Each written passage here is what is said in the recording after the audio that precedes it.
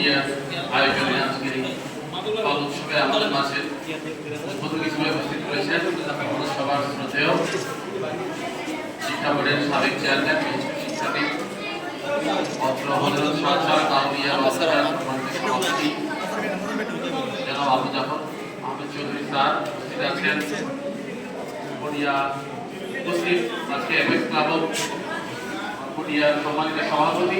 জনাব লিয়াকত আহমেদ উপস্থিত FX club পুরিয়ার সদস্যবৃন্দ এবং আমাদের মাঝে আরো আছেন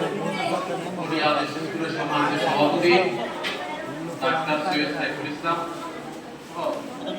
উপস্থিত মাদ্রাসার সকল শিক্ষকবৃন্দ এবং এখানে উপস্থিত শিক্ষার্থীবৃন্দ প্রেস ও ইলেকট্রনিক মিডিয়ার সদস্যবৃন্দ আপনাদের সবাইকে জানাচ্ছি আসসালামু আলাইকুম, শুভ অপরাহ্ন। সম্মানিত উপস্থিতি, আমরা আজকে এই অনুষ্ঠানের শুরুতেই বৃক্ষরোপণের মতো একটি মহৎ কার্যক্রমের মধ্য দিয়ে আমাদের অনুষ্ঠান শুরু করেছি। আমি এফএক্স ক্লাব পুরিয়া এই যে চমৎকার উদ্যোগ, এই আমাদের অনগ্রসর অংশ আমাদের এই এতিমখানার শিক্ষার্থীবৃন্দ তাদের জন্য এই সুন্দর আয়োজনের উদ্যোগ গ্রহণ করার জন্য আমি এই এফএক্স ক্লাব পুরিয়াকে আন্তরিক কৃতজ্ঞতা ধন্যবাদ জ্ঞাপন করছি। এবং আমি জানি যে আমাদের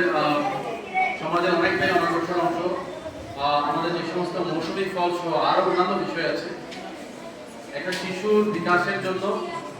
তার নাউরিশমেন্টের জন্য, তার শারীরিক মানসিক গ্রোথের জন্য যে সমস্ত খাদ্য উপাদান দরকার তার মধ্যে ফল এবং ফলের বিভিন্ন ভিটামিন রয়েছে। এবং আমাদের যে এতিমখানার শিক্ষার্থীবৃন্দ রয়েছে তাদের বিভিন্ন সামাজিক অবস্থানগত কারণে আমরা সবসময় তাদের এই সমস্ত বিষয়ে ব্যবস্থা করতে পারছি না। সরকারের পক্ষ থেকে এতিমখানা বা অন্যান্য প্রতিষ্ঠানে অত্যন্ত সামান্য একটা অনুদান দেওয়া হয়ে থাকে বাৎসরিক, যেটা দিয়ে সবসময় এই কাজ করা সম্ভব হয় না। এফএক্স ক্লাব পুরিয়া যারা আয়োজক আছেন, সংগঠক আছেন, তারা অনেকেই বিভিন্ন অবস্থা সম্পন্ন সামাজিক অবস্থা সম্পন্ন বিভিন্ন ক্ষেত্রে তারা অবস্থান করছেন এবং তাদের এই চমৎকার সুচিন্তিত উদ্যোগ, মানবিক এই উদ্যোগকে আমি মনে করি, আমি উপজেলা প্রশাসনের পক্ষ থেকে যেমন স্বাগত জানাই, আমি আশা করছি সবাই এই ধরনের তাদেরকে দেখে অনুপ্রাণিত হবে, এই ক্লাবের আয়োজন দেখে অনুপ্রাণিত হবে এবং আরো এগিয়ে আসবে। তাহলেই আমাদের যে সমাজের অংশ আছে তারা তাদের যে একজন নাগরিকের সমাজে বেঁচে থাকার জন্য যে শিক্ষা, স্বাস্থ্য, চিকিৎসা এবং এই সমস্ত মৌলিক অধিকার নিশ্চিত করা প্রয়োজন, সেটি সরকারি সাহায্যের পাশাপাশি যখন আমাদের সমাজের অন্যান্য অংশ যখন এগিয়ে আসবে তখন সেই বিষয়টি নিশ্চিত হবে।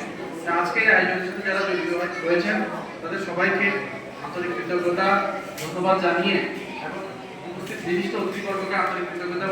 ধন্যবাদ জানিয়ে আমি আমার সংক্ষিপ্ত বক্তব্য এখানে শেষ করছি। জয় বাংলা, বাংলাদেশ চিরজীবী।